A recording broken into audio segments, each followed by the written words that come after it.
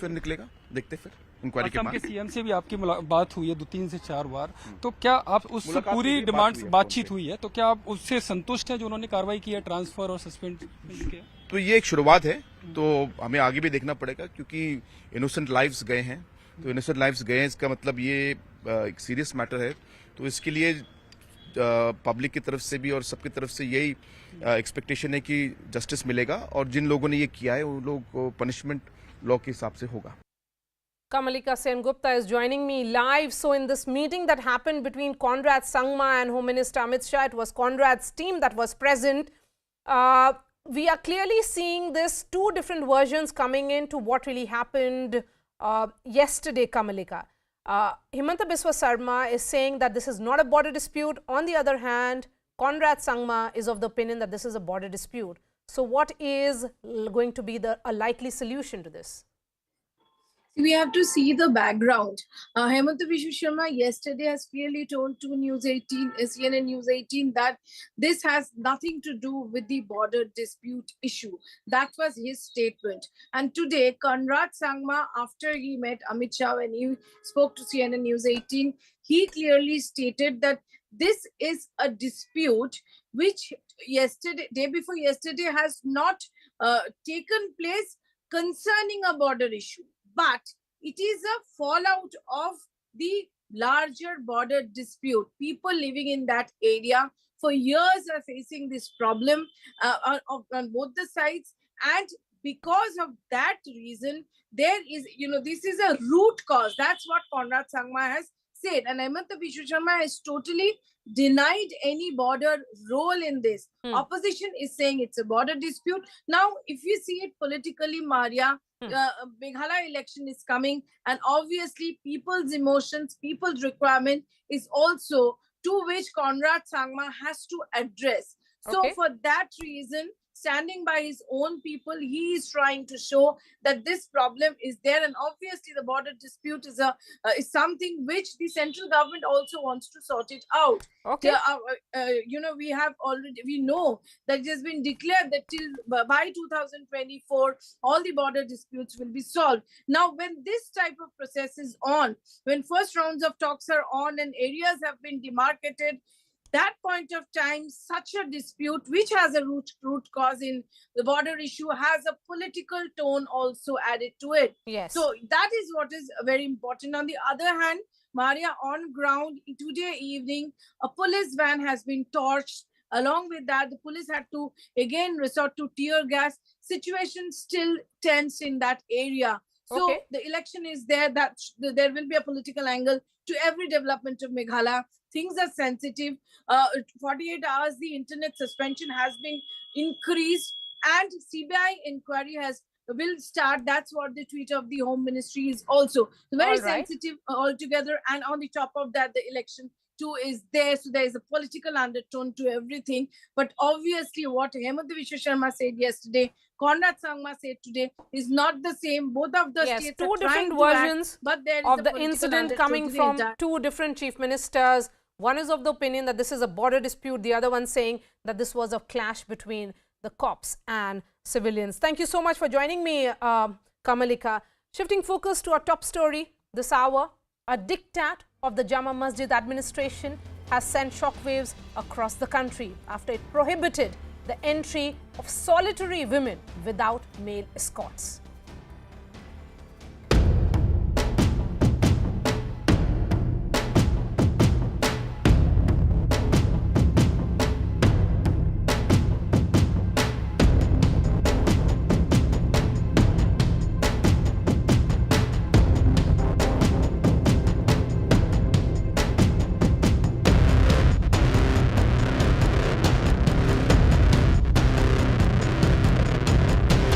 यहाँ पे आके टिकटॉक वीडियोस और ये रील्स वगैरह बनाते हैं, डांस वगैरह करते हैं, जो कि किसी भी धर्म स्थल के लिए किसी भी तरह से मुनासिब नहीं है।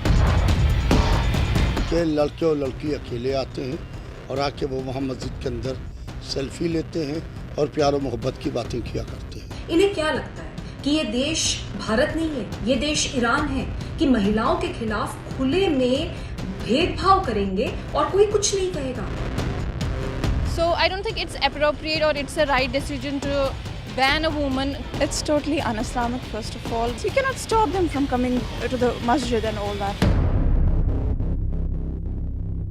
And as per the administration, and you heard that soundbite, many are using mosques as a meeting point and a place to take videos and selfies instead of a place for worship. However, this order particularly targets women, holding them solely responsible for what they claim are improper acts within quotes. Women's Commission, activists have all condemned the move of the mosque administration, calling it regressive because it is regressive, which certainly is a blow to the reformation drive started by the abolition of triple talaq. However, many Muslim clerics are adamant that this is an internal religious matter, which is not.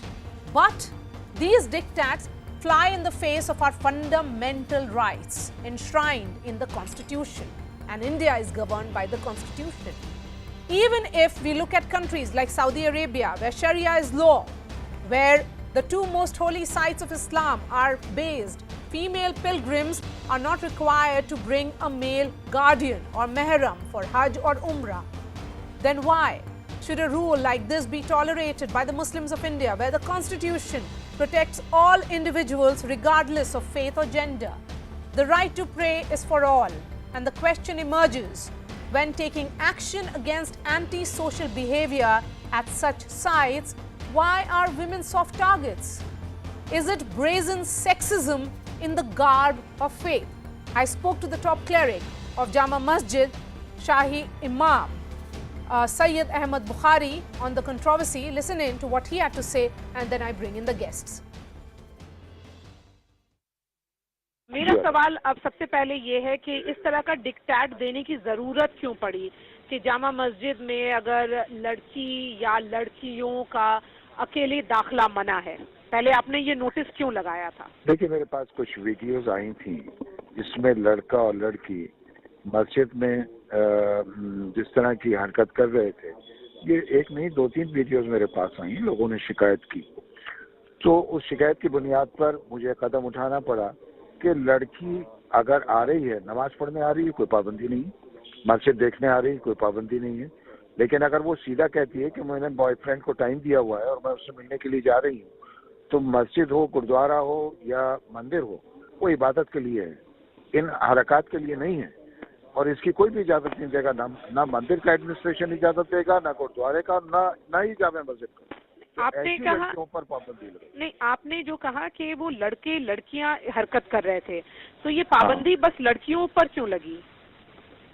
लड़की चाहेगी तो लड़के की हिम्मत होगी, अगर लड़की नहीं चाहेगी तो लड़के की हिम्मत नहीं होगी। लड़की तो सीधा बोल रही है ना कि मैंने उसको टाइम दिया है। अगर लड़की नहीं चाहे तो लड़का क्या करेगा? कुछ भी नहीं करेगा, वो नमाज अदा करेगा, चला जाएगा या घूमेगा, चला जाएगा। लेकिन लड़की जब उसको हौसला देगी जब तो ऐसा होगा। आप पूरी ब्लेम लड़कियों पे कर रहे हैं, आप लड़कों के बारे में जब लड़की खुद कह रही है, जब लड़की खुद कह रही है कि मैंने टाइम दिया है, मैं मिलने के लिए नहीं, तो फिर लड़के भी तो आते हैं। अगर आप लड़कियां लड़के सब ब्लेम कर, सबको बोलिए ना। अगर जो आप पाबंदी लगा रहे हैं, आप दोनों को पाबंदी लगाएंगे ना। देखिए पाबंदी लगाई थी दोनों पर, लड़के पर लड़की पर, दोनों पर पाबंदी लगाई। हुआ क्या, जैसे गेट नंबर 1 है, गेट नंबर 1 से मना कर दिया, अब लड़की आ गई गेट नंबर 2 से, लड़का आ गया गेट नंबर 3 से। तो अब इसके अलावा और कोई चारा नहीं था कि भाई लड़की को पाबंदी थोड़ी की है, पाबंदी थोड़ी लगाई है। बिल्कुल आए, नमाज पढ़े, मस्जिद देखें, लेकिन वो अपने बॉयफ्रेंड से मिलने के लिए आ रही है तो वो गलत। अभी लड़का भी करे, लड़का भी गलत। दिल्ली एलजी वीके सक्सेना ने आपसे बात की है और उन्होंने रिक्वेस्ट किया है कि ये जो रिस्ट्रिक्शन है एंट्री पर जामा मस्जिद में, वो विड्रॉ किया जाए। क्या आपने वो ऑर्डर रिवोक कर लिया है? हाँ, नोटिस बोर्ड हटा दिए हैं। लेकिन अगर कोई लड़की या लड़का इस नियत से आएगा कि मस्जिद में को मीटिंग पॉइंट बनाएंगे, तो वो तो एडमिनिस्ट्रेशन रोकेगा उसको। तो बस आपने नोटिस बोर्ड हटाया है, लेकिन अभी भी ये जो रूल आपने लगाया है कि अगर लड़की कोई आए तो अपनी फैमिली के साथ आए तभी अलाउ किया जाएगा, वो एप्लीकेबल है? नहीं, अकेली अगर नमाज पढ़ने के लिए कहती है बिल्कुल आए, मस्जिद देखनी है बिल्कुल देखें। लेकिन अगर वो लड़के से मिलने के लिए आई है और उसको वो गुलाब का फूल दे रही है और उसके साथ बदतमीजी कर रही है, मस्जिद की बेहरमती हो रही है, तो उसको तो रोका जाएगा।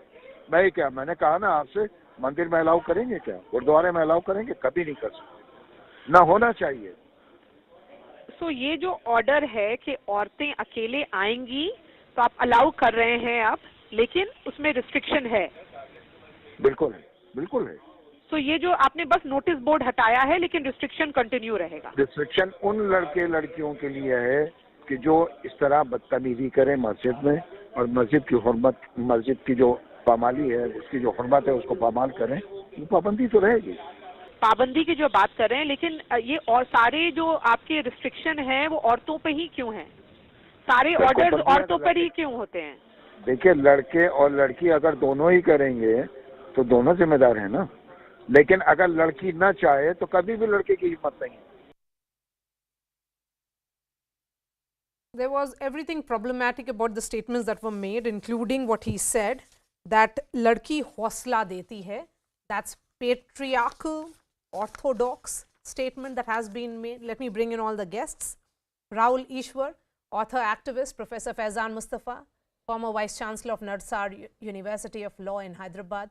Zeenat Shaukat Ali is Director General of Wisdom Foundation. We also have Shehzad Aman, he is Jama Masjid committee member. Majid Haidari is a senior journalist. Professor Faizan Mustafa, only because these bodies, groups, I would say, are losing their relevance, they are coming up with these diktats, which violates not only the Islamic rights as well as the constitutional rights of a Muslim woman.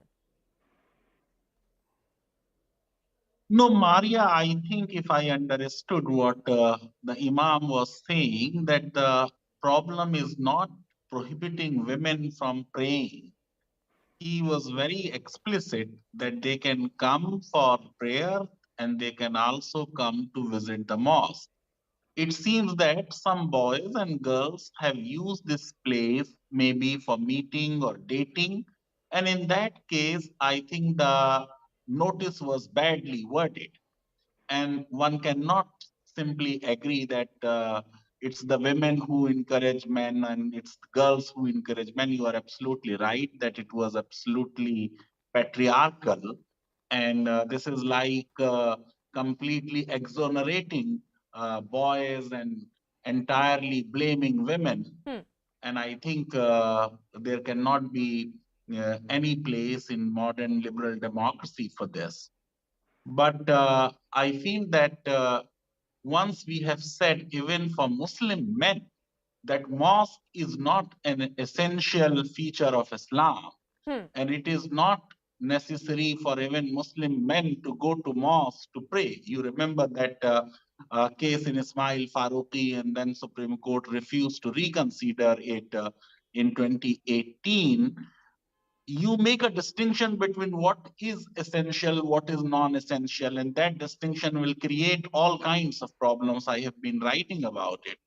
So here again, like in Islam, for instance, zakat is obligatory only on the rich. It is not obligatory for the poor.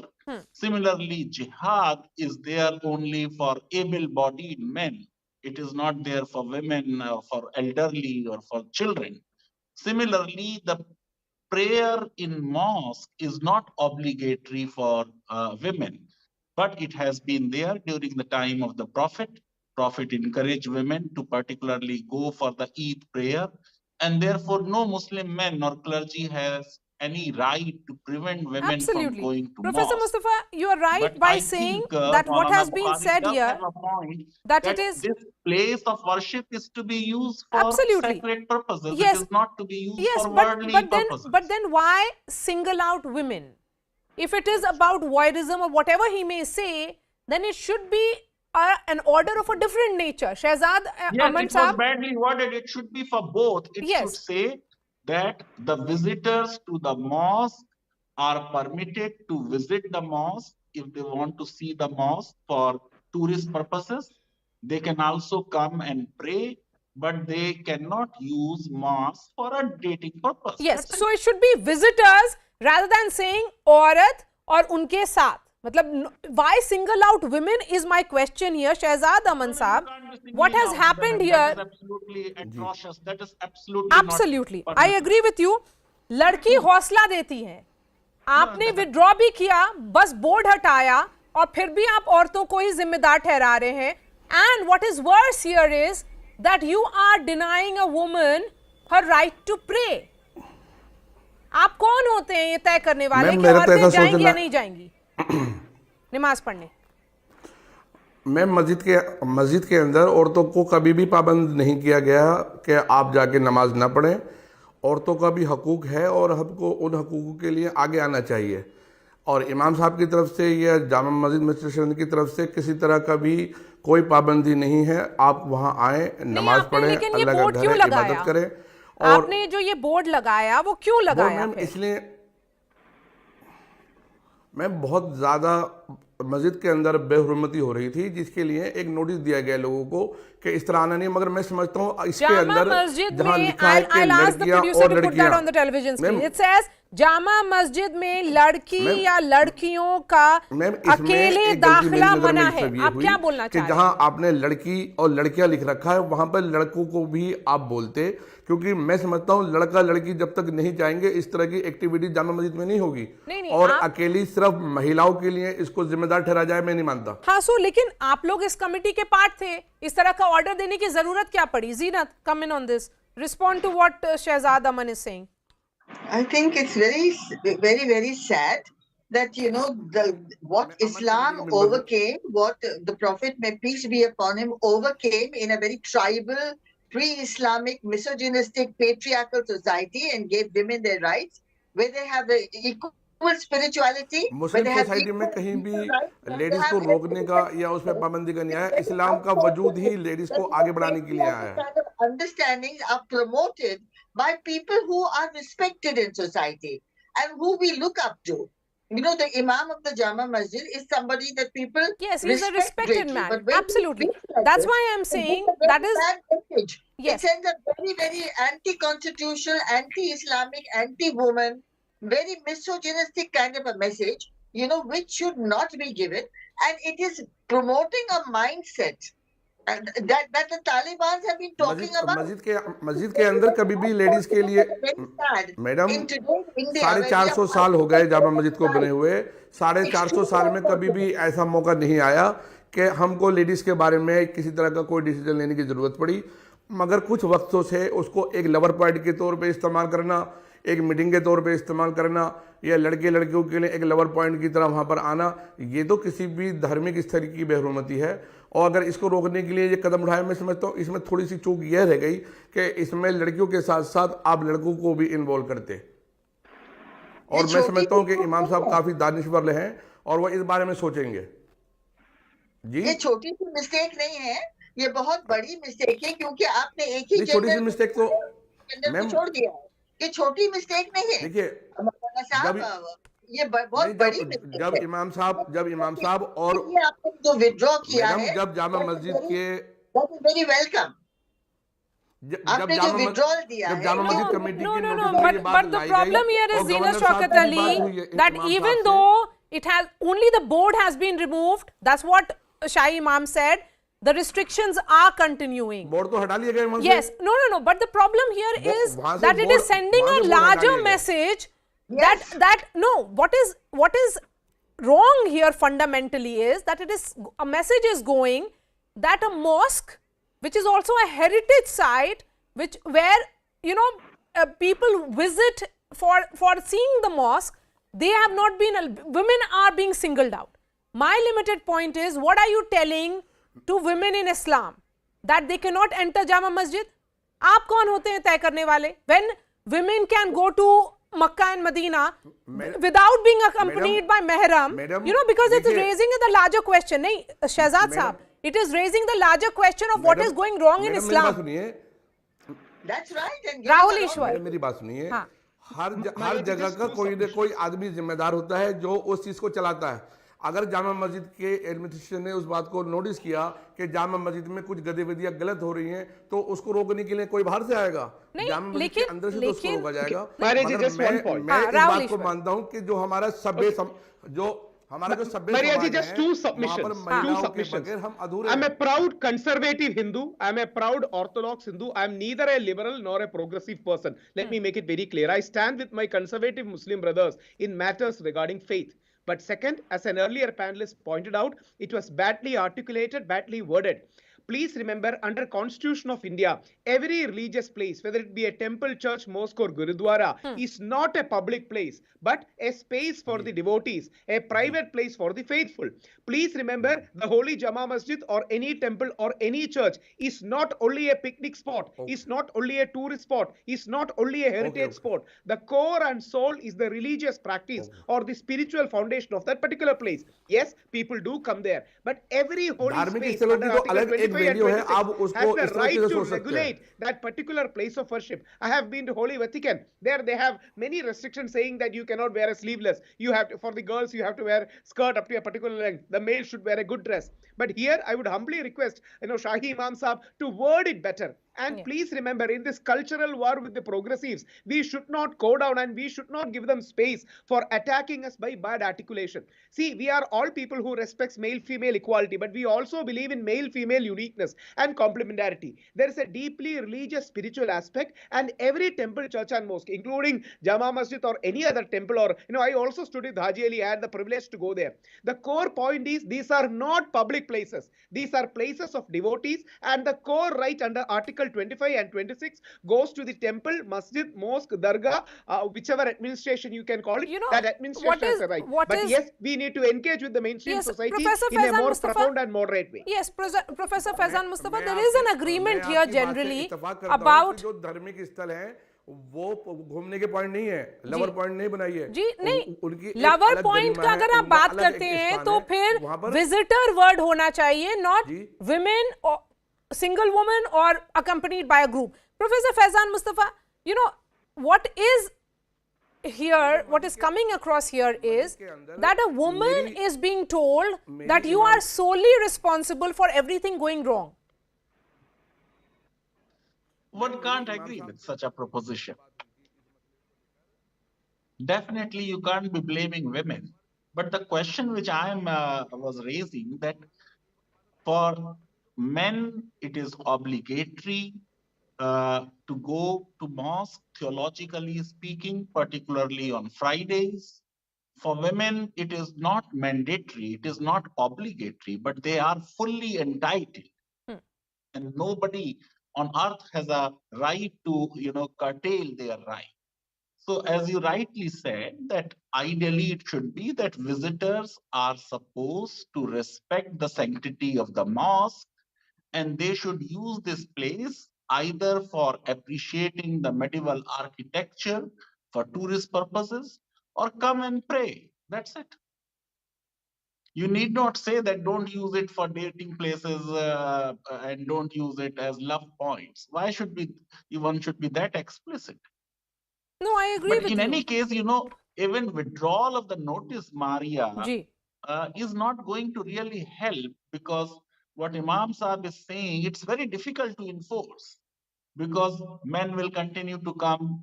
He is himself saying that women can also continue to come.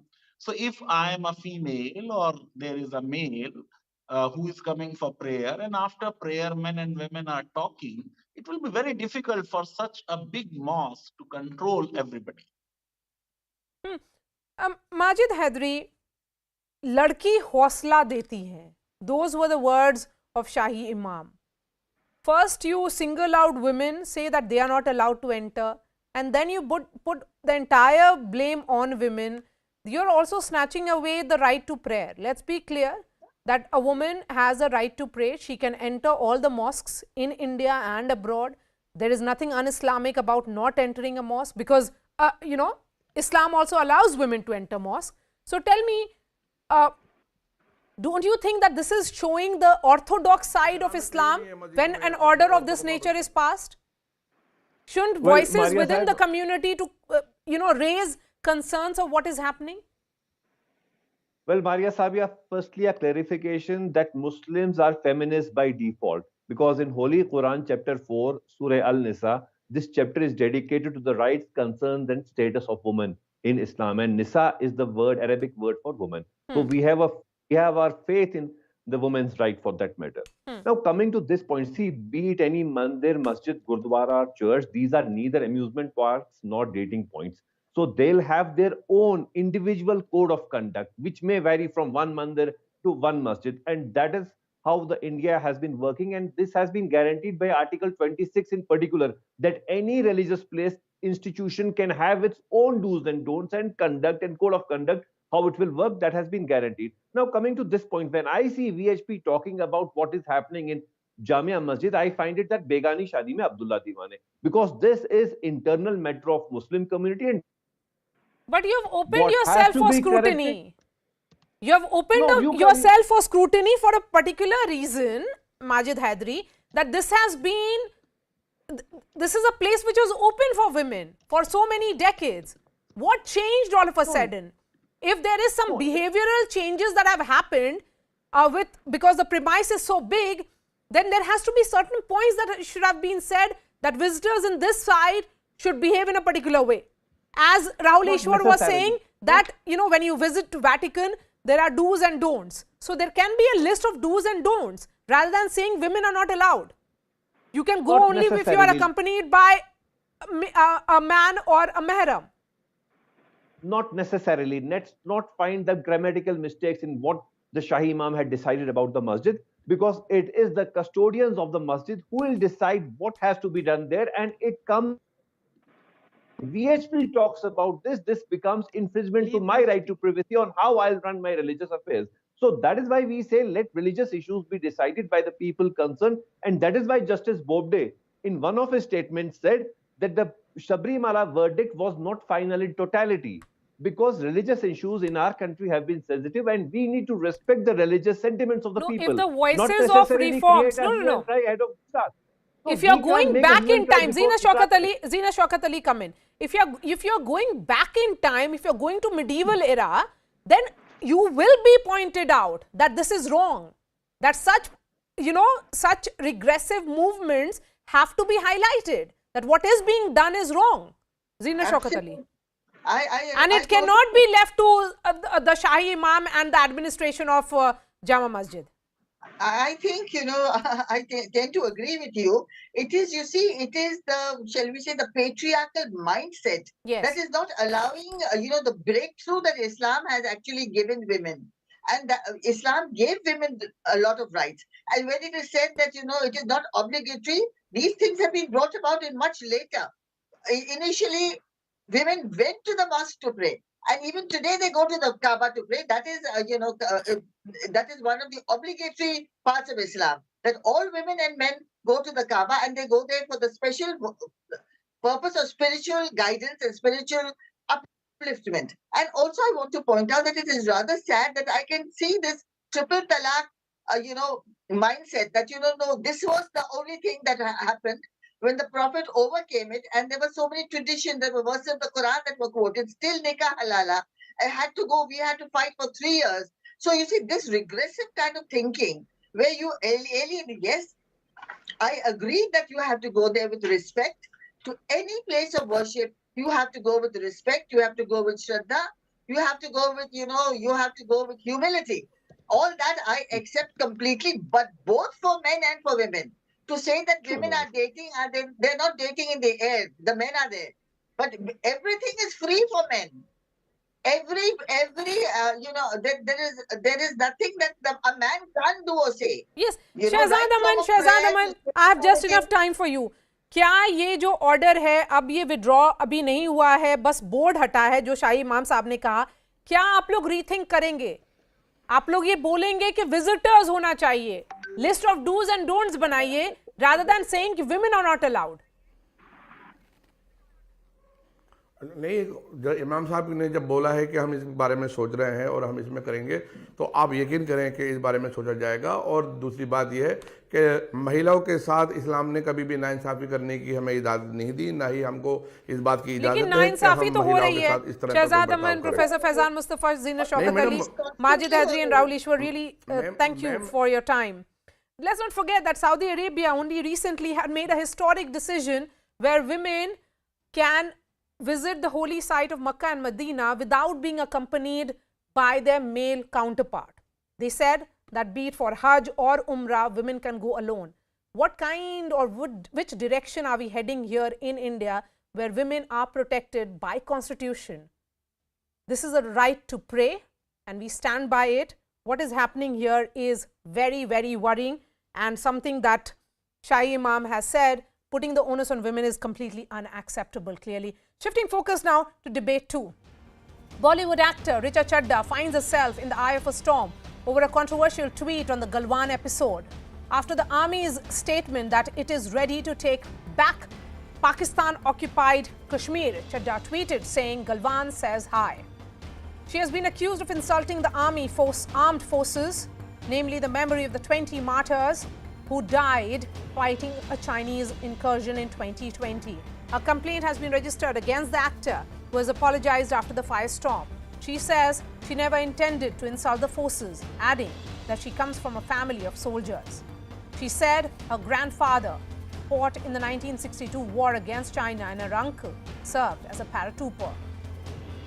The question emerges, should this be treated as an unintentional mistake by an actor, or does this controversy point to a larger trend in Bollywood, where stardom makes certain actors tone deaf over sensitive issues?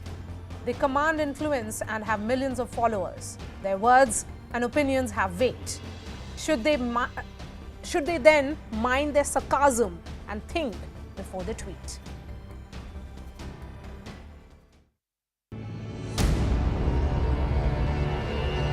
Galwan says hi. These 3 words, enough to spark a massive controversy.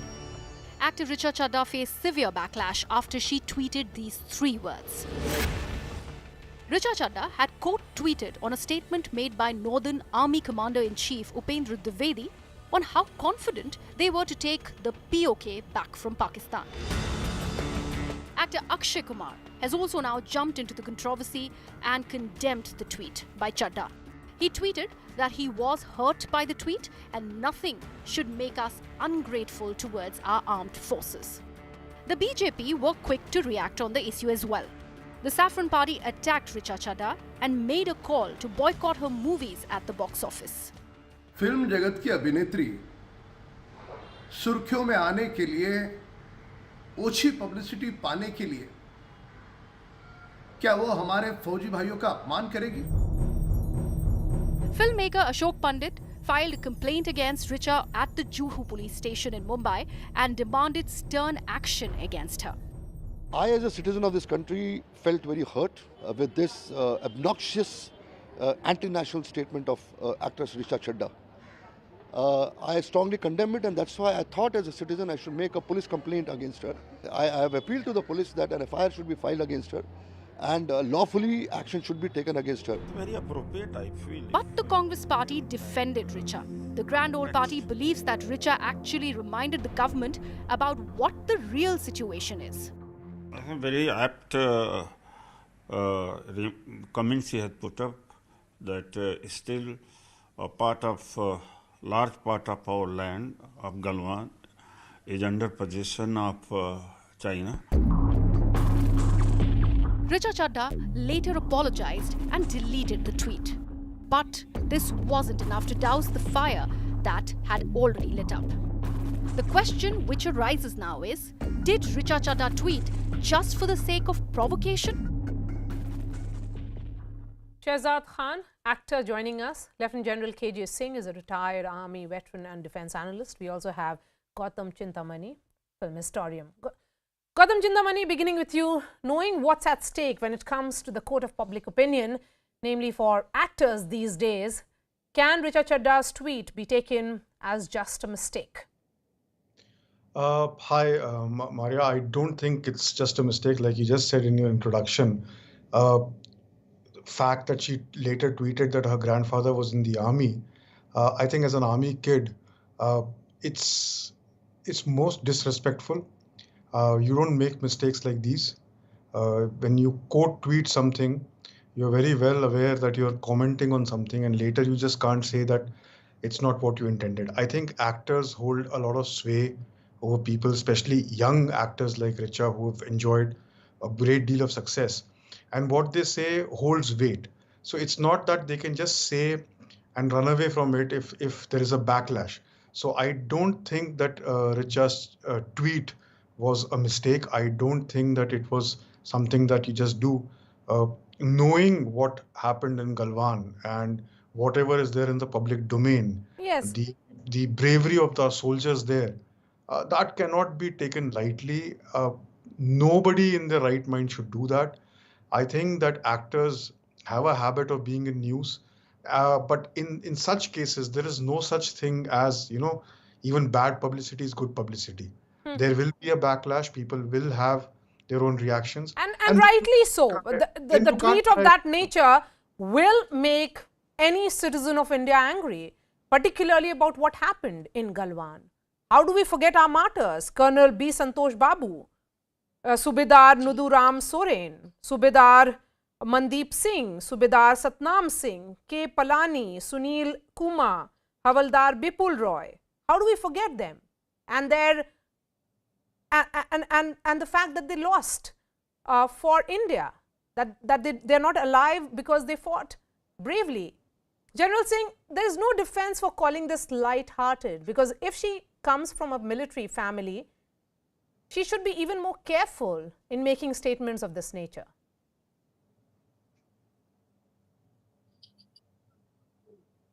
General Singh, if you can hear me, sir.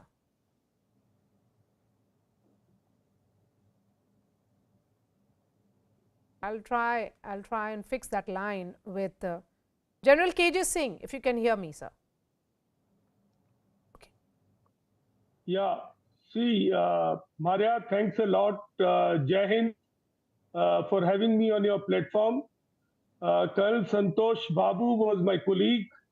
As a Lieutenant Colonel, he was working with me, and I feel very sad that for very stupid and for a reason of cheap popularity, actors have to take recourse to such steps.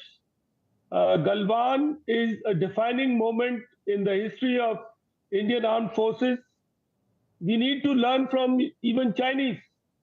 The recent CCP Congress played out Galwan as a major theme. They ran a documentary on that. And here we are belittling great sacrifice made by our officers, men on their own. And see, it was not only the troops from Bihar regiment. There were troops from Punjab, artillery, medical corps, all came together, junior leadership. It's a great example in our soldiers rising to make sacrifice for the country. And that way, Colonel Santosh Babu was there, not really deployed there per se. He had come to take charge. His unit was to de-induct from there. He could have taken an escapist approach. He didn't take it.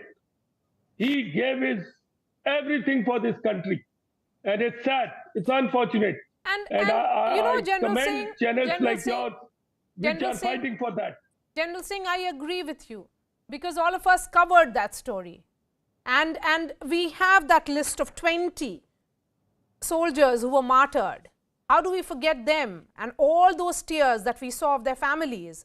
20 families have been destroyed forever. And Shahzad, can Bollywood actors appear to be so tone deaf that they have forgotten what really happened in Galwan?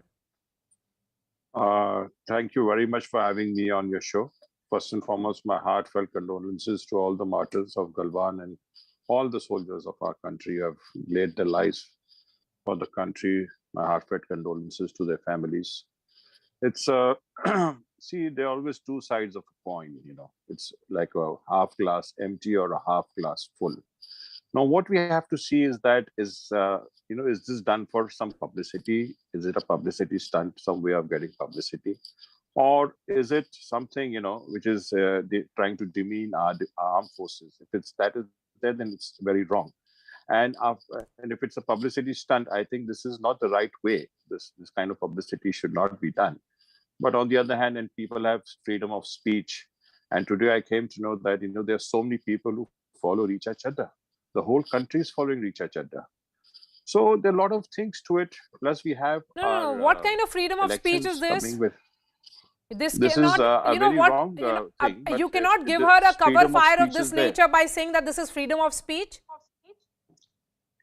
I see. According to her, it is freedom of speech. It is, and if anybody has to be blamed in Richa Chadha's tweet, it is not alone Richa Chadha. It is her PR team.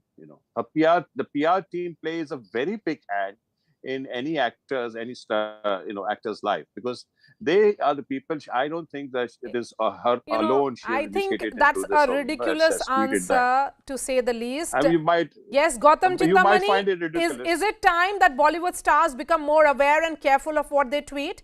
Because this excuse that my PR team did it cannot be tolerated, because these kind of tweets only embolden those forces like our adversaries who aim to target India's united and a unified front. See, that's exactly the whole argument here.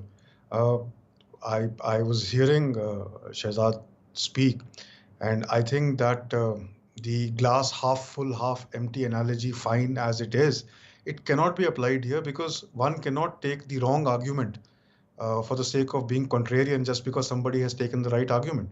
There is no way to justify what Richard tweeted. If she wanted to raise a question or if she wanted to ask something, you can't indulge in such sarcasm. Now, to say that the publicity team probably did this, there is a possibility, yes. But then Richa also prides herself, and a lot of people who write about her also believe her to be a poster person of sorts for an empowered citizen today, a young person. And if that be the case, and if that is the image which the PR firm cultivates, then this just goes against it. So here is an actor who prides on being a thinking person, ostensibly tweets something, and then there is a cover fire of sorts saying that the publicity or the PR guys did that. We'll hear a lot of such things, that it was not meant to be like that, it was meant to be something else. No, but like why comment and make irresponsible comments, particularly against the Indian army, against our soldiers? Exactly. I mean, there is no justification for that, and the fact that no one forced her to do what she did just goes to say that this country is just fine as far as freedom of speech goes. But the tone deaf attitude, like you said, it's appalling, to say the least. Shehzad, respond to what Gautam Chintamani is saying. I agree with him in certain ways, and I see freedom of speech is there, right? Because we all are independent. But freedom also comes with responsibility. Was that a responsible statement? It was not. It was irresponsible for her to say so. See, one thing I would like to say, she says that she's from the army background. So obviously there are more responsibilities on her. Yes. She is, and later on she apologized. Maybe she must have realized that it has, backfired or something of that sort. And being from an army background, as she said, and I read somewhere today, so it is more responsible. Like I being from my father being a veteran actor has given his life for the film industry. My grandfather was in the army also, but since I'm being from the industry, I have to be very careful and responsible, to what I'm saying and what I'm tweeting. And secondly, we have to, we have given her too much of mileage. There's been too much of mileage given to this kind of thing. I think these kind of things should be boycotted rather than giving mileage and publicity. And, I'm very sorry, but I'm being very blunt and saying it is a wrong thing that she's picked up. But we have, before also, we have seen an actress from the film industry was, I would not like to take her name because she gets support from a certain faction of, from a certain faction. So she says a lot of things which she should not have said. So it is just actors who are copying each other. So you're calling this, you are essentially saying that this is some kind of cheap publicity, but General Singh. Yes, it is absolutely. No, but what kind of sarcasm or whatever word it is? Stunt. It is a cheap publicity stunt, and it should not be. I don't agree with General Singh. I totally condemn I'll give the final words to you. General Singh. Singh. Maria, yes, sir. Maria, it's not her domain. It's not her specialization. She hardly has any competency in this field. And see, our soldiers who fight in such difficult areas absolutely rubber these actors. They like to see their shows. They go to border areas, and we have some kind of a great relationship with these actors. So I would appeal through your channel, please be sensible, restrict yourself to your remit, your domain, your competence, your specialization. Please don't question. And in any case, soldiers, even if an operation goes wrong, Rezangla, where we were caught totally surprised, but we revere those soldiers. They fought till the last man, last bullet. And we absolutely worship Major Shaitan Singh. So there is no question. Or you take Saragadi, 21 soldiers fighting thousands of Pathans. So let us not trivialize the sacrifice of our soldiers. Please, for God's sake, actors need to educate their social media team that this is the red line. Please don't cross it. So Maria, great credit to you and your channel. Please take this message strongly and potently across. I agree with you, General Singh. I would like to ask one question to Maria. Ma'am, now since she's apologized, what else does she do now more after that? You all asking questions to us. After her apology, what does she do next? No, if you look at the apology, Gautam Chintamani, respond to that. If I apologize, that's what she said. And that if it would sadden me if even unintentionally my words have triggered this feeling. How can one comment on this? When you tweet something like Galwan says hi to an army commander making a statement, I don't think that there is any comeback from that. And I totally agree with the general on the panel here. And the fact that actors or anybody who does not have any idea or much idea about how certain things work in this world should not comment. They don't know the conditions. It's not like these conditions are hidden from people. Anybody, any regular citizen of this country knows the hardship that the armed forces undergo in order to protect us. The fact that you and I can sit here and chat about a Richa Chadha who just tweets 3 words and wants to diminish the great sacrifice made by our soldiers.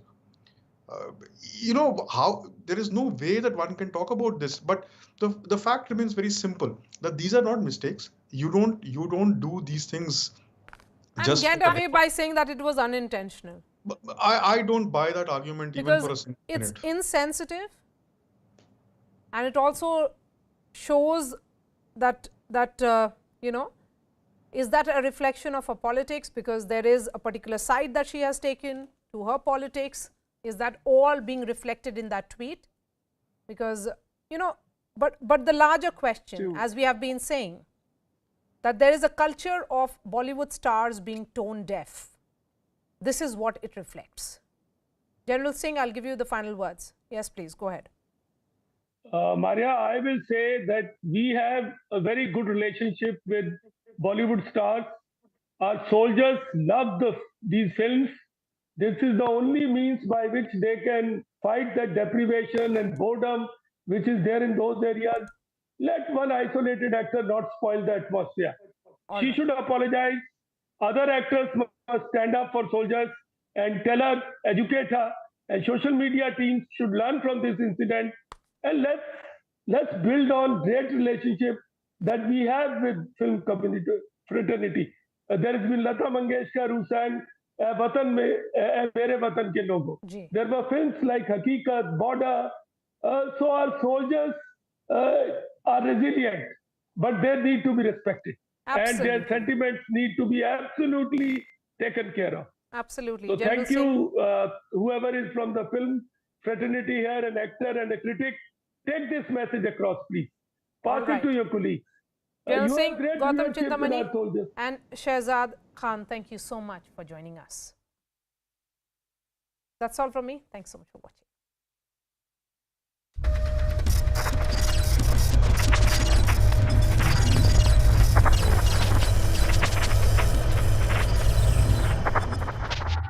The video was posted by Ukraine's advisor to the Minister of Internal Affairs with the caption, "Our defenders rescued a doggy." A soldier is seen going down into a pit while his fellow mates hold his leg to try and save him from falling. He then pulls out a small puppy from inside the pit. Ranbir Kapoor and Alia Bhatt have named their daughter as Raha Kapoor. Taking to Instagram, the couple shared that their daughter has been named Raha. Alia Bhatt also captioned the meaning of Raha, which is divine path. Ranbir and Alia's daughter Raha was born on the 6th of November. Tension prevails in Shillong after a petrol bomb was hurled at the police. The police boat near Shillong Civil Hospital was also torched by unidentified people. The mobile internet services have been suspended in 7 districts for 48 hours. This comes just days after violence at the Mukro village, which is right on the border between Assam and Meghalaya. A leopard caused panic at a residential building in Kalyan near Mumbai. The video showed people terrified at the sight of the big cat as it jumped across the window of a building. A team from the Sanjay Gandhi National Park later tranquilized the leopard and released it out into the wild. 3 people were injured after the incident. Workers of Raj Thakre's Maharashtra Navnirman Sena thrashed the staff of a hotel in Vashi near Mumbai over not playing Marathi songs. The drama first started with a group of women arguing with the hotel staff over a booking for which non-Marathi songs were being played.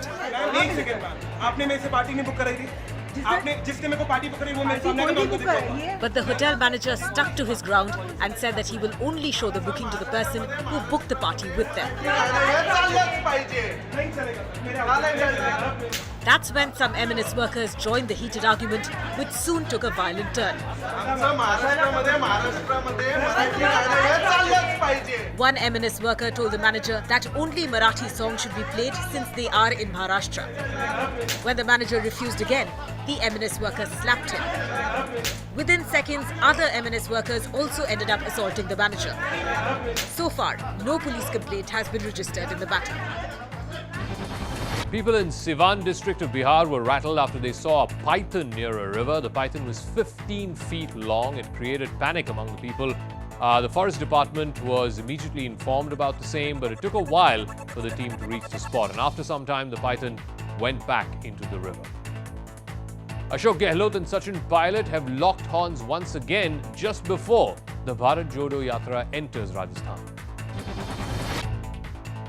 The Ashok Gehlot versus Sachin Pilot saga has reignited in Rajasthan. While addressing a rally at Savai Madhopur, Ashok Gehlot once again reminded everybody about Pilot's revolt in 2020. Rajasthan में उनका बरसने चला, आप सबका आशीर्वाद मेरे साथ था, प्रदेशवासियों का। ये चल नहीं पाई उनकी, भूखी खानी पड़ी। और अभी महाराष्ट्र में तो लोकतंत्र कहाँ जा रहा है? फिर ये तो बता दूंगा आपको ना। लोकतंत्र मतलब चुनाव जीते कोई, राज करे कोई। Sachin Pilot was quick to react to Gehlot's statement. Pilot believes nothing is permanent in politics, as Congress has lost twice under Gehlot's rule. नकारा कहा, निकम्मा कहा, गद्दार कहा और आरोप लगाए।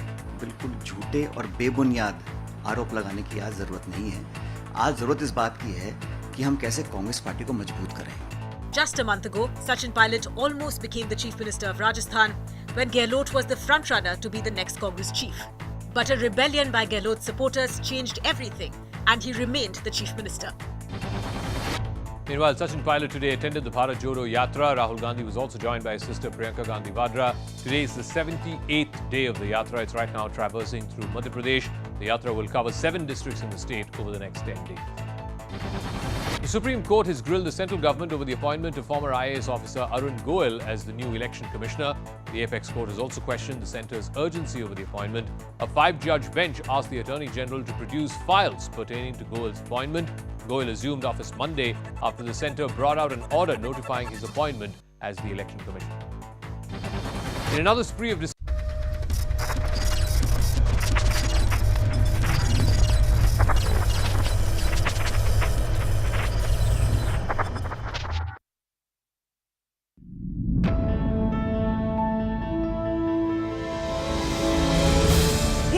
Party is refusing to acknowledge that their minister is getting VVIP treatment. How does this differentiate a party that claims to stand for the commoner?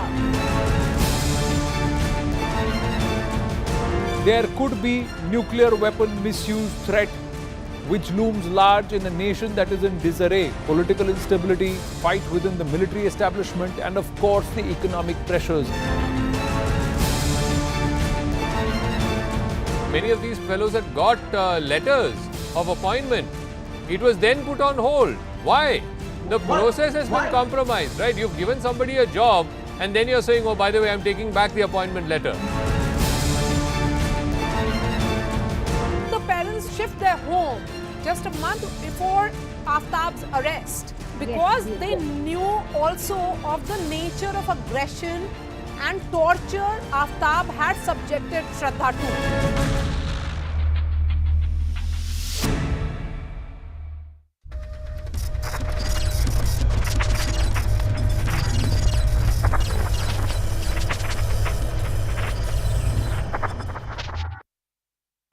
Alia Bhatt also captioned the meaning of Raha, which is divine path. Ranbir and Alia's daughter Raha was born on the 6th of November. Tension prevails in Shillong after a petrol bomb was hurled at the police. The police both near Shillong Civil Hospital was also torched by unidentified people. The mobile internet services have been suspended in 7 districts for 48 hours. This comes just days after violence at the Mukro village, which is right on the border between Assam and Meghalaya. A leopard caused panic at a residential building in Kalyan near Mumbai. The video showed people terrified at the sight of the big cat as it jumped across the window of a building. A team from the Sanjay Gandhi National Park later tranquilized the leopard and released it out into the wild. 3 people were injured after the incident. Workers of Raj Thakre's Maharashtra Navnirman Sena thrashed the staff of a hotel in Vashi near Mumbai over not playing Marathi songs. The drama first started with a group of women arguing with the hotel staff over a booking for which non-Marathi songs were being played.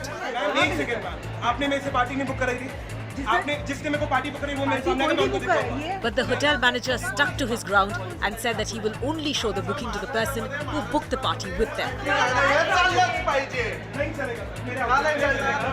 That's when some M&S workers joined the heated argument, which soon took a violent turn.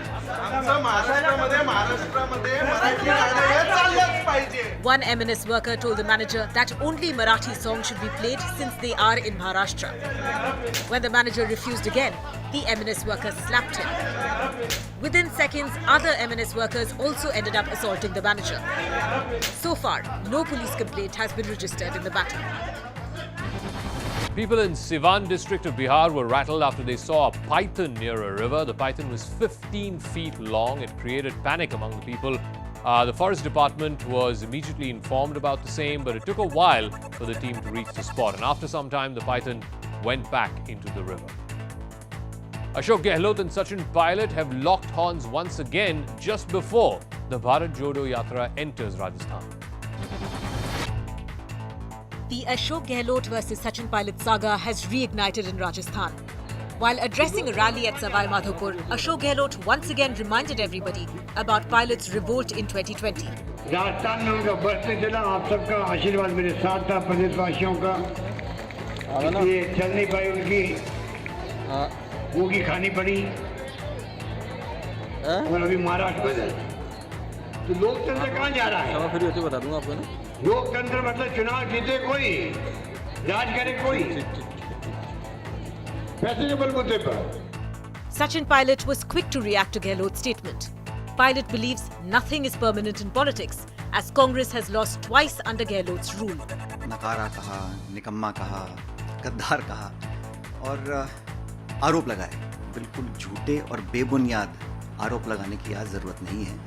आज जरूरत इस बात की है कि हम कैसे Congress party को मजबूत करें। Just a month ago, Sachin Pilot almost became the Chief Minister of Rajasthan when Gehlot was the frontrunner to be the next Congress chief.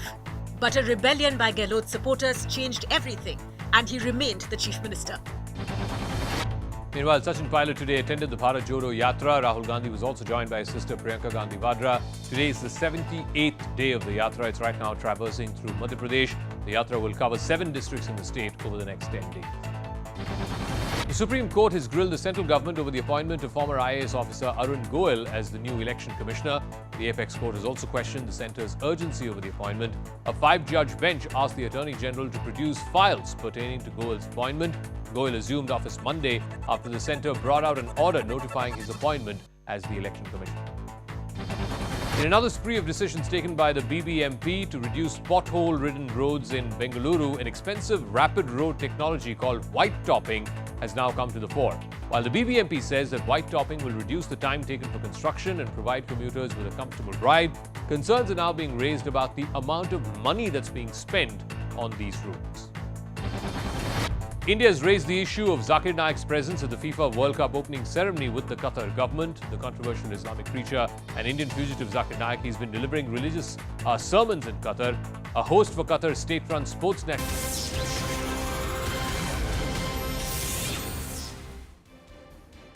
Hello and welcome to the late night edition with me, Ayushman Singh John. Well, breaking news coming in from the northeast in the wake of the firing incident at the Assam-Meghalaya border. Now, internet suspension has been increased in 7 districts of Meghalaya for another 48 hours. After Chief Minister of Meghalaya, Conrad Sangma, met with Home Minister Amit Shah, he spoke exclusively to CNN News 18. He says the border dispute is the root cause of the incident. He also said that Home Minister has assured him of concrete action to iron out the issues between both the states, adding that the centre's role is essential to ensure coordination. He was speaking to my colleague Arun Dhanta.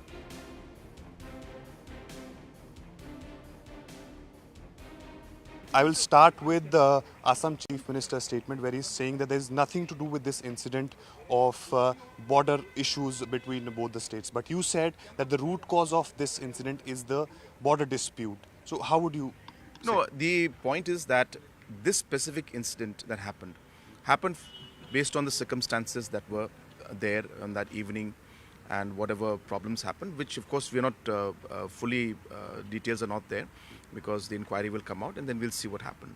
So it didn't happen because of the border dispute as such. But my point is that the circumstances that led to that particular day and the tension that has been prevailing in that area, because of which any incident that takes place, becomes very serious, is because of the border tension that has been there for the past 50 years. Hence, the point is that though it may not be a border issue, incident related to border issue, but it is because of the border issue that the tension has been prevailing, and small incidents become very big because of this tension that has been prevailing for the past 50 years. No, that is not true that non-Khasis are being assaulted. In general, there is an emotional outburst from certain groups and individuals, and there have been some pelting of stones in general. Yes, 1 or 2 vehicles were damaged, but in general, at large, the law and order is being maintained. There is complete maintenance even as we speak right now, and we are trying to ensure that nobody is hurt in this entire incident, and we have told all the organizations that violence is not the way forward, and as a government, we understand the sentiments that are flowing. We understand that people are sad and upset with what has happened, but we want to tell everybody that violence is not the way forward in this. And as per the government, we will ensure that the law and order is maintained and people are safe. And I want to tell all those people who are trying to create violence is that if you are trying to do violence and create violence, then you're no different from the others who have been creating violence. So yes, this is a sad time. Yes, this is a very issue that is being unfortunate for us. But as I said, the inquiry will be taken, will happen, and Government of India has promised us to give us a CBI inquiry, and therefore we should wait for that, and we should then allow the agencies to work, and accordingly the culprits will be punished. I'm joined by Arun Dhanta on the phone line, who had that exclusive chat with Conrad Sangma. Arun, so the Meghalaya Chief Minister taking a different line as compared to the Assam Chief Minister, but also putting the onus on the centre, saying that it's the centre's job to resolve the issues between the two states. Well, that's right. Right after these clashes happened at the border of Assam and Meghalaya, we had seen Assam Chief Minister Himanta Biswa Sarma coming to Delhi. In fact, he's in Delhi for the last 2 to 3 days. And now today, Conrad Sangma, who is the Chief Minister of Meghalaya, came to Delhi, met Home Minister Amit Shah, briefed him about the entire situation, rather briefed him about his state's version. And in fact, in the press conference or when he spoke to us, he said that Home Minister Amit Shah assured him that a Central Bureau of Investigation probe will be done in this matter, and soon we will see that notification coming from the centre side.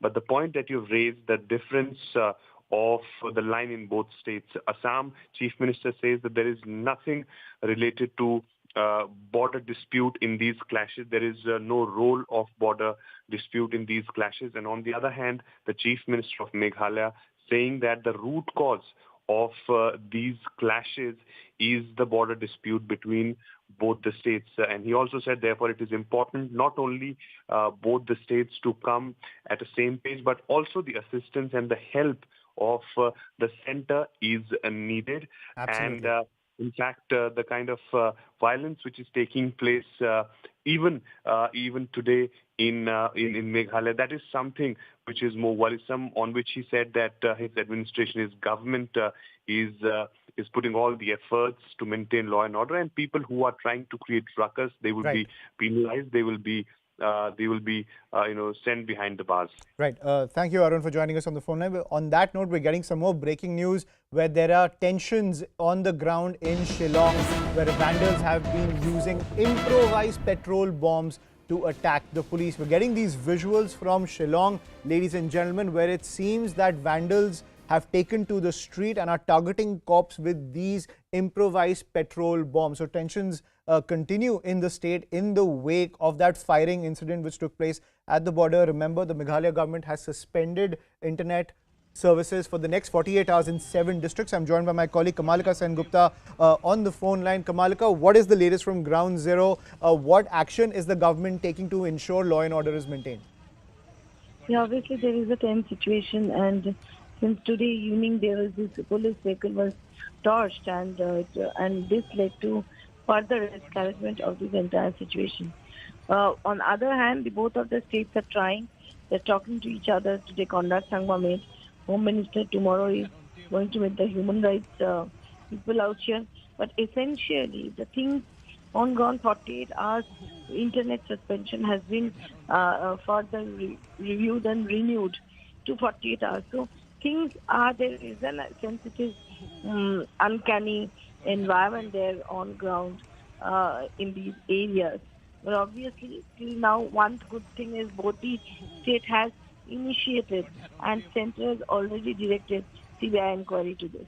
Right. Thank you, Kamalika, for joining us on the phone line. So tensions continue in Meghalaya, namely these visuals coming in from Shillong, where vandals are using these petrol bombs to target the cops. The Chief Minister has assured the Home Minister that law and order will be maintained. Action is the need of the hour to de-escalate the tensions in the wake of that firing incident. We'll continue to track all the developments coming in from Assam and Meghalaya, but let's shift focus to the diktat of the Jama Masjid administration that has sent shockwaves across the country. Now, after it prohibited the entry of solitary women without male escorts. Now, as per the administration, many are using the mosque as a meeting point and a place to take videos and selfies instead of a place for worship. However, this order particularly targets women, holding them solely responsible for what they claim are improper acts. Women's commissions, activists, including Hindu organizations, have condemned the move. However, many Muslim clerics are adamant that this is an internal religious matter. CNN News 18's Mariya Shakil spoke to the top cleric of Jama Masjid, the Shahi Imam Syed Ahmed Bukhari, on this entire controversy. सवाल अब सबसे पहले ये है कि इस तरह का डिक्टेट देने की जरूरत क्यों पड़ी कि जामा मस्जिद में अगर लड़की या लड़कियों का अकेले दाखिला मना है, पहले आपने ये नोटिस क्यों लगाया था? देखिए, मेरे पास कुछ वीडियोस आई थी जिसमें लड़का और लड़की मस्जिद में जिस तरह की हरकत कर रहे थे। ये एक नहीं 2-3 वीडियोस मेरे पास आई, लोगों ने शिकायत की। तो उस शिकायत की बुनियाद पर मुझे कदम उठाना पड़ा कि लड़की अगर आ रही है, नमाज पढ़ने आ रही है, कोई पाबंदी नहीं, मस्जिद देखने आ रही है, कोई पाबंदी नहीं है। लेकिन अगर वो सीधा कहती है कि मैंने बॉयफ्रेंड को टाइम दिया हुआ है और मैं उससे मिलने के लिए जा रही हूँ, तो मस्जिद हो, गुरुद्वारा हो या मंदिर हो, वो इबादत के लिए है, इन हरकत के लिए नहीं है। और इसकी कोई भी इजाजत नहीं देगा, ना मंदिर का एडमिनिस्ट्रेशन इजाजत देगा, ना गुरुद्वारे का, ना ही जामे मस्जिद का। तो आपने ऐसी कहा लड़कियों पर पाबंदी लगाई। देखिए पाबंदी लगाई थी दोनों पर, लड़के पर लड़की पर, दोनों पर पाबंदी लगाई। हुआ क्या, जैसे गेट नंबर 1 है, गेट नंबर 1 से मना कर दिया, अब लड़की आ गई गेट नंबर 2 से, लड़का आ गया गेट नंबर 3 से। तो अब इसके अलावा और कोई चारा नहीं था कि भाई लड़की को पाबंदी थोड़ी की है, पाबंदी थोड़ी लगाई है। बिल्कुल आए, नमाज पढ़ें, मस्जिद देखें, लेकिन वो अपने बॉयफ्रेंड से मिलने के लिए आ रही है तो वो गलत। तो ये जो आपने बस नोटिस बोर्ड हटाया है लेकिन रिस्ट्रिक्शन कंटिन्यू रहेगा। रिस्ट्रिक्शन उन लड़के लड़कियों के लिए है कि जो इस तरह बदतमीजी करें मस्जिद में और मस्जिद की हुर्मत, मस्जिद की जो पामाली है, उसकी जो हुर्मत है उसको पामाल करें, वो पाबंदी तो रहेगी। पाबंदी की जो बात कर रहे हैं, लेकिन ये और सारे जो आपके रिस्ट्रिक्शन हैं वो औरतों पे ही क्यों हैं? सारे ऑर्डर्स औरतों पर ही क्यों होते हैं? देखिए, लड़के और लड़की अगर दोनों ही करेंगे तो दोनों जिम्मेदार हैं ना, लेकिन अगर लड़की ना चाहे तो कभी भी लड़के की हिम्मत नहीं है। And joining me on the broadcast is Zakia Soman, women's rights activist and co-founder of the Bharatiya Muslim Mahila Andolan. Ms. Soman, thank you for joining us on CNN News 18. The Jama Masjid authorities say they have seen people shoot videos, treat the mosque as a meeting point and not come for prayers. Despite that, in your opinion, what kind of thinking drives a decision where you single out and ban women? Even if there are problems, of behavior which is not acceptable for a place of worship, how do they come to the conclusion that the women are to be blamed for that? How do they hope to resolve people meeting each other or the question of videography by banning women? So that suggests a kind of a mindset, which is a misogynist mindset, which is an orthodox mindset, which at the root of which is that women are responsible for all the problems of the world. So that is on display here.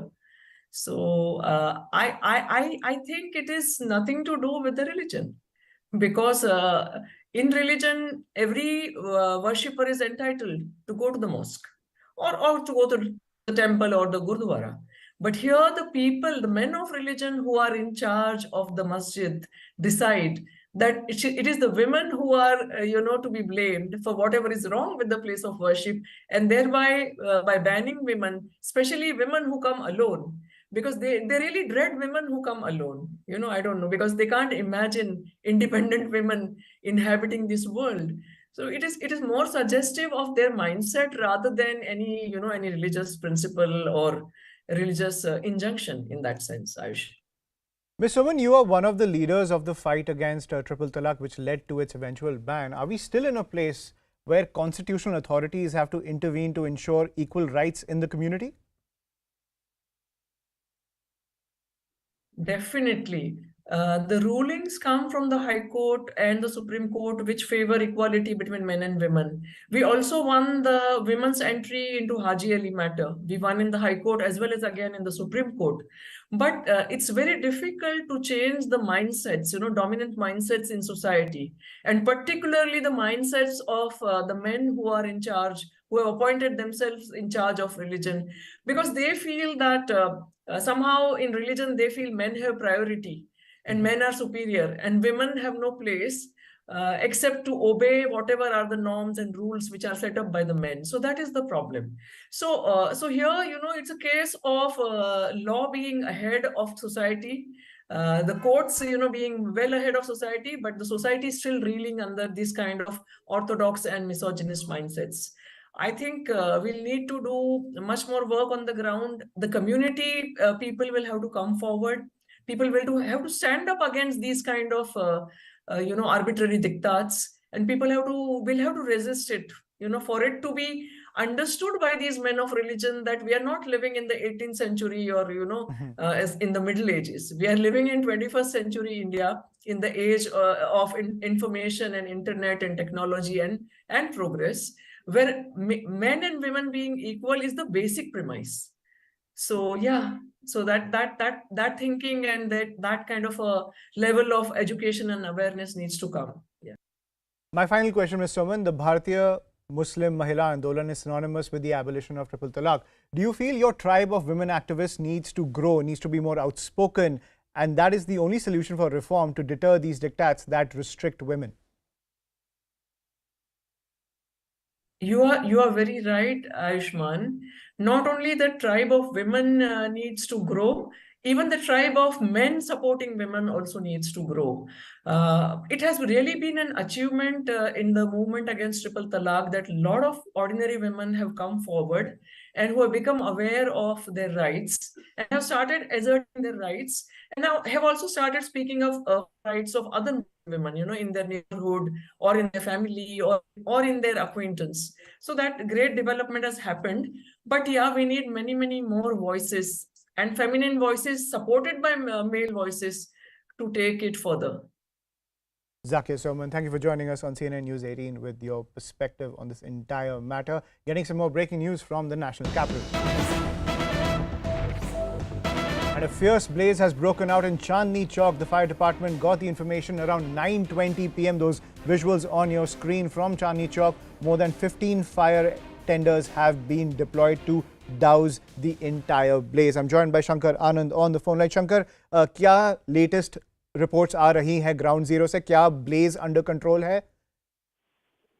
देखिए, इस वक्त में दमकल विभाग के जो हमारे सूत्र बताते हैं कि फिलहाल आग पर काबू पा लिया गया है, लेकिन उस आग लगने की वजह से काफी वहां पे नुकसान हुआ है। और जिस तरह से अगर भागीरथ पैलेस की अगर बात करें तो भागीरथ पैलेस में काफी इलेक्ट्रॉनिक शॉप है, इसके साथ साथ वहां पे मेडिकल शॉप भी काफी हैं, लेकिन आज जो है इलेक्ट्रॉनिक शॉप में काफी नुकसान हुआ है। और इस वक्त में मौके पर 25 से ज्यादा दमकल की गाड़ियां भी मौके पे हैं, कार्यरत हैं, और जो दमकल विभाग के अधिकारी हैं वो मौके पे हैं, दिल्ली पुलिस के अधिकारी वो मौके पे हैं, और कोशिश की जा रही है कि इस इलाके में तमाम इलाके का अच्छे से मुआयना किया जाए। और हालांकि यहाँ पर अभी तक किसी के जान माल की हानि नहीं हुई है, किसी भी शख्स की जान नहीं गई है। और जिस तरह से अगर हालांकि सामानों का नुकसान की अगर बात करें तो लाखों रुपए का नुकसान जरूर हुआ है, लेकिन ये आग कैसे लगी, किस वजह से लगी, तो इस मामले की भी पड़ताल की जा रही है।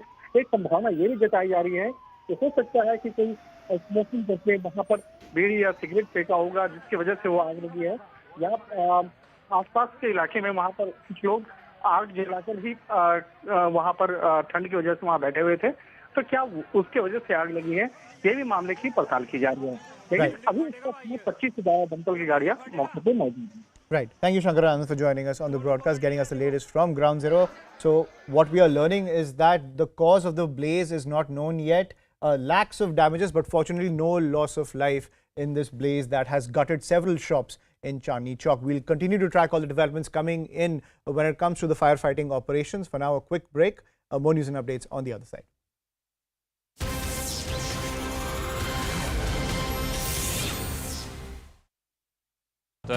A host for Qatar's state-run sports network Al Qas had tweeted on Naik's arrival on the first day of the FIFA World Cup, after which officials in Doha had responded by saying he was not there on an official or formal invitation extended by the state of Qatar. And on Zakir Naik, on the issue of the 8 Indian veterans, Indian citizens who are there, that issue has been raised with Qatar, but I didn't say by the Vice President.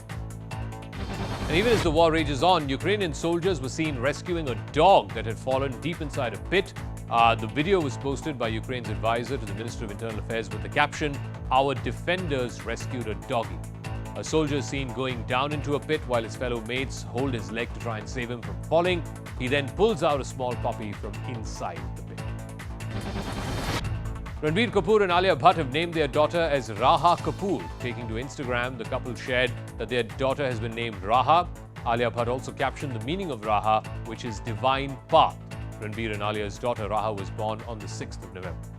Tension prevails in Shillong after a petrol bomb was hurled at the police. The police boat near Shillong Civil Hospital was also torched by unidentified people. The mobile internet services have been suspended in 7 districts for 48 hours. This comes just days after violence at the Mukro village, which is right on the border between Assam and Meghalaya. A leopard caused panic at a residential building in Kalyan near Mumbai. The video showed people terrified at the sight of the big cat as it jumped across the window of a building. A team from the Sanjay Gandhi National Park later tranquilized the leopard and released it out into the wild. 3 people were injured after the incident. Workers of Raj Thakre's Maharashtra Navnirman Sena thrashed the staff of a hotel in Vashi near Mumbai over not playing Marathi songs. The drama first started with a group of women arguing with the hotel staff over a booking for which non-Marathi songs were being played.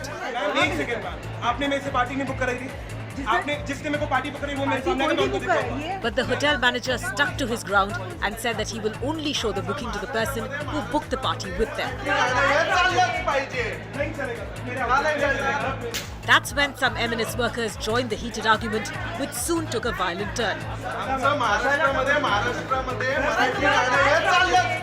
One M&S worker told the manager that only Marathi songs should be played since they are in Maharashtra. When the manager refused again, the M&S worker slapped him.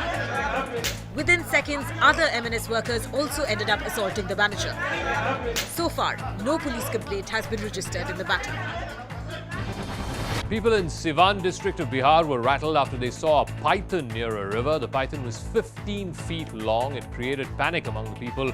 The forest department was immediately informed about the same, but it took a while for the team to reach the spot. And after some time, the python went back into the river. Ashok Gehlot and Sachin Pilot have locked horns once again just before the Bharat Jodo Yatra enters Rajasthan.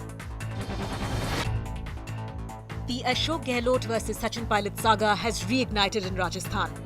While addressing a rally at Savai Madhopur, Ashok Gehlot once again reminded everybody about Pilot's revolt in 2020.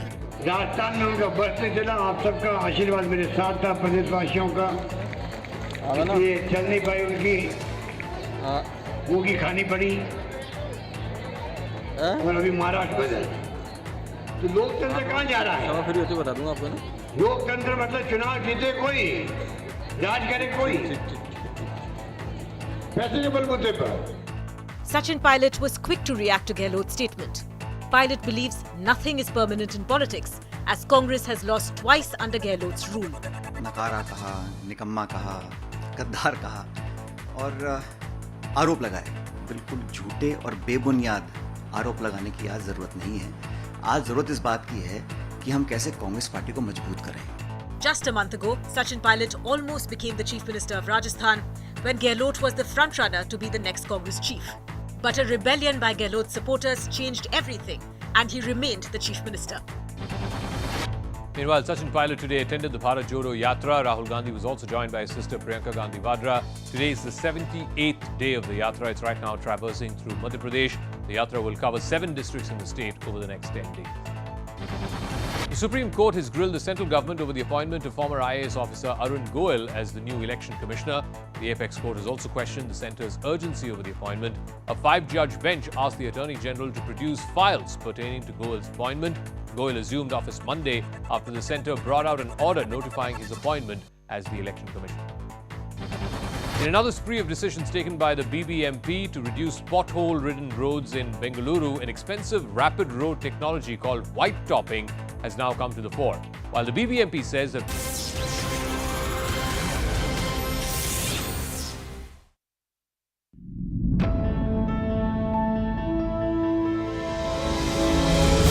The Aam Aadmi Party is refusing to acknowledge that their minister is getting VVIP treatment. How does this differentiate a party that claims to stand for the commoner? There could be nuclear weapon misuse threat which looms large in a nation that is in disarray, political instability, fight within the military establishment and of course the economic pressures. many of these fellows had got letters of appointment. It was then put on hold. Why? The process has been compromised, right? You've given somebody a job and then you're saying, oh, by the way, I'm taking back the appointment letter. The parents shift their home just a month before Aftab's arrest because they knew also of the nature of aggression and torture Aftab had subjected Shraddha to.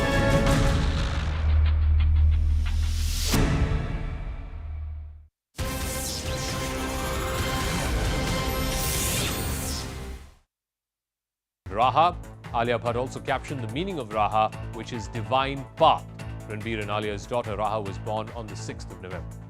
Tension prevails in Shillong after a petrol bomb was hurled at the police. The police boat near Shillong Civil Hospital was also torched by unidentified people. The mobile internet services have been suspended in 7 districts for 48 hours. This comes just days after violence at the Mukro village, which is right on the border between Assam and Meghalaya. A leopard caused panic at a residential building in Kalyan near Mumbai. The video showed people terrified at the sight of the big cat as it jumped across the window of a building. A team from the Sanjay Gandhi National Park later tranquilized the leopard and released it out into the wild. 3 people were injured after the incident. Workers of Raj Thakre's Maharashtra Navnirman Sena thrashed the staff of a hotel in Vashi near Mumbai over not playing Marathi songs. The drama first started with a group of women arguing with the hotel staff over a booking for which non-Marathi songs were being played.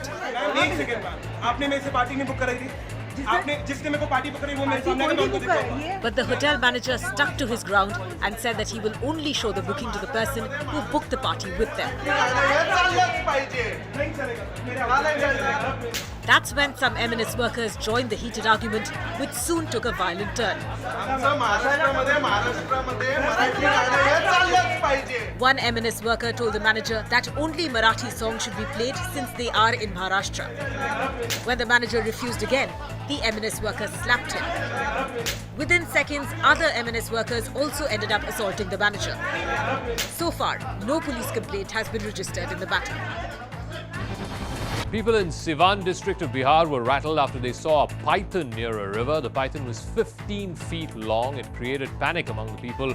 The forest department was immediately informed about the same, but it took a while for the team to reach the spot. And after some time, the python went back into the river. Ashok Gehlot and Sachin Pilot have locked horns once again just before the Bharat Jodo Yatra enters Rajasthan.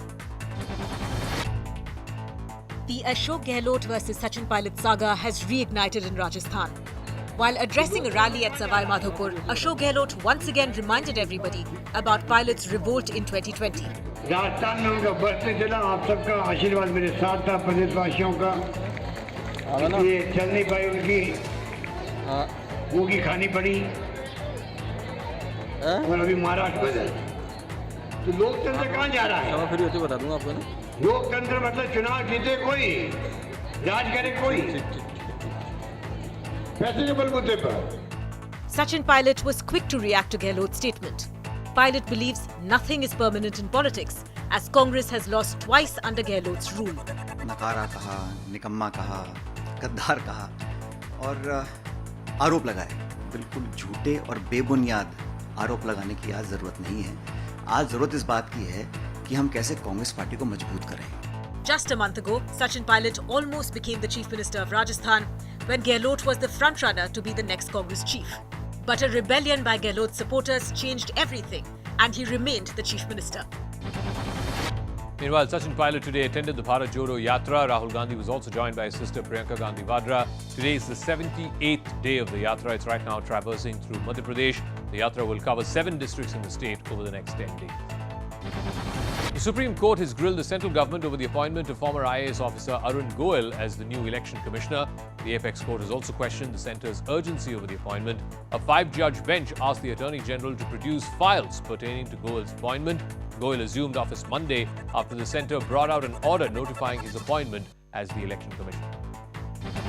In another spree of decisions taken by the BBMP to reduce pothole-ridden roads in Bengaluru, an expensive rapid road technology called white topping has now come to the fore.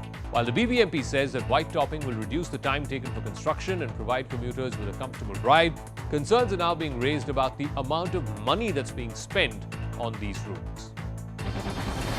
India has raised the issue of Zakir Naik's presence at the FIFA World Cup opening ceremony with the Qatar government. The controversial Islamic preacher and Indian fugitive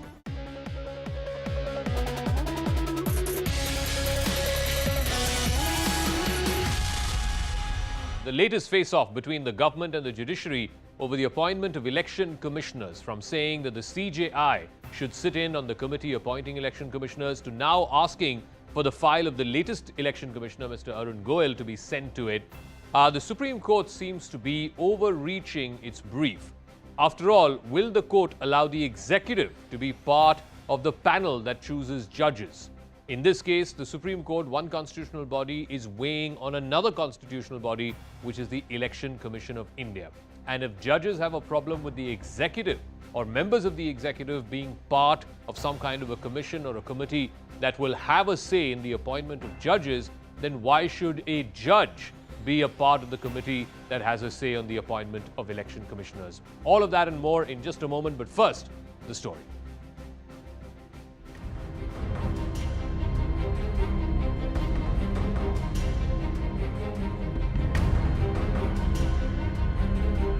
The impartiality of the CEC is paramount for ensuring that the election is fair. जब bench इस मामले का सुनवाई कर रही थी, उस दौरान ही एक इलेक्शन कमिश्नर का अपॉइंटमेंट हुआ है।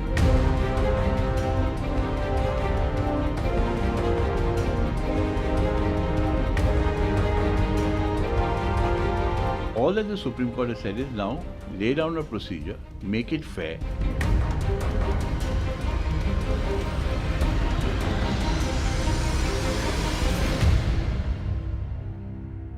All right, let's get into the debate. Let's bring in Subhash Jha, advocate, Major General Anil Verma, retired as head of ADR. Ashpreet Singh Kadyal of the Congress Party is joining us. Mohammad Amin is former Joint Director in the Election Commission of India. Let me start with Subhash Jha. You know, the question that's being asked, Mr. Jha, is why should the judiciary and why should the Supreme Court, which is a constitutional office, why should it weigh in on an appointment in another constitutional body, which is the Election Commission of India? The Supreme Court may have reservations, but one constitutional body interfering in the appointments of another constitutional body, how does that hold merit? Zaka, you're absolutely right. We have three organs of democracy. Judiciary is one of them. The other two are judiciary and executives. And all three of them are independent to each other. And they should never try to overreach one another unless until it is so warranted. Now, but what is happening in this case that we have, and in the recent past that we have seen, that judiciary has been always trying to overreach the decision-making process of the government. Now, take for example, now three decisions, three places or three matters in which the Supreme Court always tries to interfere with. Rafale was one of them. Then how to handle the situation during the pandemic is ultimately for the government to decide. But we have seen country in all over the states, every high court would decide and issue its direction and try to run the government as if they are the part of the government. Running the government is not for the courts to decide. Ultimately, it is for the government in power in the state or in the center. So the Supreme Court has also been passing order. The high courts have also been passing order. And the Supreme Court never said that, okay, doesn't matter. We are the one, ultimately, when the matter is seized off with us, we are the one who will be deciding. No high court shall interfere. But we have seen that in pandemic, all the high courts will decide. And at the same time, the Supreme Court will also issue directions from time to time. You know, we have the seen irony the matter here, let me ask Major General Anil Verma, the irony here is there's been this running feud between the Supreme Court and the government on the appointment of judges, and clearly the judges want, quote-unquote, their turf protected. They want no involvement of the executive or any other body to have a say on the appointment of judges. Why then shouldn't you extend that same argument to a fellow constitutional body like the Election Commission? Why should judges have a say in the appointment of election commissioners? Zaka, we are focusing only on the role of the judges in the appointment, but I want to bring you back to the basic points which we had put up in the PIL of ADR. And in that we had quoted Article 324 of the Constitution of India. Subsection 2, which says the election commission shall consist of the chief election commissioner and such number of other election commissioners, if any, as the president may from time to time fix, and the appointment of the chief election commissioner and other election commissioners shall, please note, subject to the provisions of any law made in that behalf by the parliament, be made by the president. Now, presently, the appointment of the chief election commissioner and the election commissioner is done solely by the executive. 70 years have passed, this law has not been made.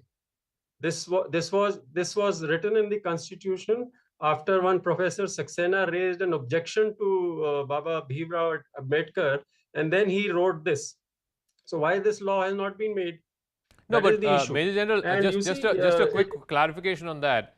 Yeah. For 70 years, we've had election commissioners being appointed by the executive, right? In fact, most Yeah. appointments in this country happen by the executive, and these are appointments. Now, as I understand, the job of the Supreme Court is to look into decisions and whether decisions are patently unconstitutional. I mean, it's a constitutional court at the end of the day. And if it is unconstitutional, the job of the court is to act as a check and balance and to strike that down. In routine appointments, what can be unconstitutional? Unless, of course, the challenge is there were other qualified candidates or seniority was bypassed or whatever. There could be other criteria. But in this case, what is unconstitutional about a routine appointment? I mean, why is the court getting involved in this? Zaka, all the various committees which have been, including the Law Commission, the Dinesh Goswami Commission, all of them have recommended the same thing, that the election commissioner's selection should be by a body which comprises of the Prime Minister, the leader of the opposition, and a judge of the Supreme Court. This is not what ADR is saying. Okay. All along, this has been the line. Now, the main issue is, if I were to tell you, after Mr. Zaidi, Dr. Zaidi demitted office, he's the only one who had 4 years something of a tenure. All the others have had 3 years and lesser. Now, we are saying that there has to be some continuity in the appointment of the, if it is after all a 6-year thing, that is what was said in the court today. Yeah. So why are we having such quick turnovers? And especially in the case of the latest appointment, when the matter is sub judice, the thing is being heard in the court, and within 24 hours, the person puts up his papers, his voluntary retirement is accepted, his appointment as an election commissioner is done, all the paperwork is done, and that too over a weekend. Okay, so let me ask Mohammed Amin, as former Joint Director in the Election Commission of India, in this specific instance, and I know the matter is sub judice, but what the court is trying to understand is, while the court was hearing a bunch of petitions on the appointment of election commissioners, there was a senior bureaucrat, I think it was a secretary level officer, who takes VRS, and the very next day, he is appointed as an election commissioner. So, the court is asking, where is your due diligence? Actually, till date, we don't have any law for that. There is, like other agencies are, and their executives are heads are deputed by the opposition party and the Prime Minister and the Chief Justice of India. But in this election commission, what was the routine last 70 years, what you telling me, and everybody knows that. There is till date no law is there, and the same procedure has adopted by the earlier governments and this government. There is no change. And you see the file of the Mr. Goel, there is no problem in any qualification or any knowledge or any subject of the election commission. So what was the hurry, now he Mr. became Amin? as a election Mr. Amin, commissioner. what was the hurry? There? What was the hurry? You see, this election is going on, and further we have the other elections. So we have to choose the election commissioner. No, but yes. Mr. Amin, the current chief election commissioner does not retire, as I understand, at least for another couple of years. There is already one other election commissioner. It's not like the body was running out of election commissioners. What was the hurry that the secretary level officer retires on one day and the very next day his appointment as election commissioner is given? I mean, surely, government appointments don't happen that quickly. That the government has their own power, so that's why they did it. Like H.S. Brahma case, I am telling you, like H.S. Brahma case, he was the charge just for the 2 months only in the chief election commissioner, and before that he was the commissioner. So it's a government to decide. All the other agencies also, they don't have their heads, but election commission needed now. Okay, so Ashpreet Kadyal, again I come back to the same point. What Subhash Jha and others are raising is the court, one constitutional body commenting on the other constitutional body. I don't know how appropriate that is. And more importantly, Ashpreet Kadyal, the larger question is, if the judges are so reluctant to allow any other member, executive or any other member, to have a say in the appointment of judges, then why should they have a say in the appointment of election commissioners? One, this is not just any other constitutional body that we are talking about. We are talking about the apex court, the guardian of the constitution. And the Honorable Supreme Court has held that the successive governments have damaged the independence of the Election Commission of India. And it was the Bharatiya Janata Party that had always asserted that you cannot question the Supreme Court. It is infallible. Number two, we need to change the lens, with which we are viewing this, especially the Bharatiya Janata Party. They say that, it is one constitutional body interfering in another constitutional body. No, it is the job of the Supreme Court to ensure that there is independence in the functioning of all the institutions of India. It is the job of the Honorable Supreme Court. It is their duty and they will do that. And number two, it is unprecedented. It is eyebrow raising that the Supreme Court has made this major revelation about the Election Commission of India, that its independence was damaged, because Election Commission of India decides the time of election, the place of election, where a by-election is to happen, a re-election is to happen, which therefore throws into question all the subsequent elections that have happened. Hang on. What decision has compromised the independence of the Election Commission? That is for the Honorable Supreme Court to tell.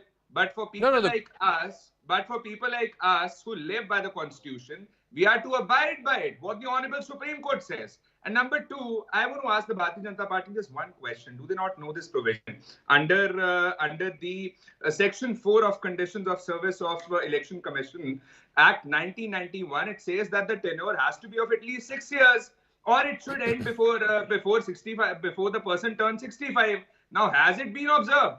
The Bharatiya Janata Party, left, right and center, has been violating this provision. And if the Supreme Court says something about this, you have a problem with that. Now, Bharatiya Janata Party should stop blowing hot and cold at the same time. Okay. They said we should not question the Supreme Court. Now they should stop questioning the Supreme Court. Subhash, respond to that. There is a provision of law which says that as far as is possible, the appointment of election commissioners should be for a tenure of 6 years, or if they superannuate at 65 years of age. And over the last 7 or 8 years, I don't think any of the election commissioners have finished 6 years in office. There is a constitutional mandate under Article 124A and 124C with regard to NJAC, National Judicial Accountability Commission. Now, what happened to that? Appointment Commission. What happened to that? NJAC was brought to the Constitution on 13th of April 2015.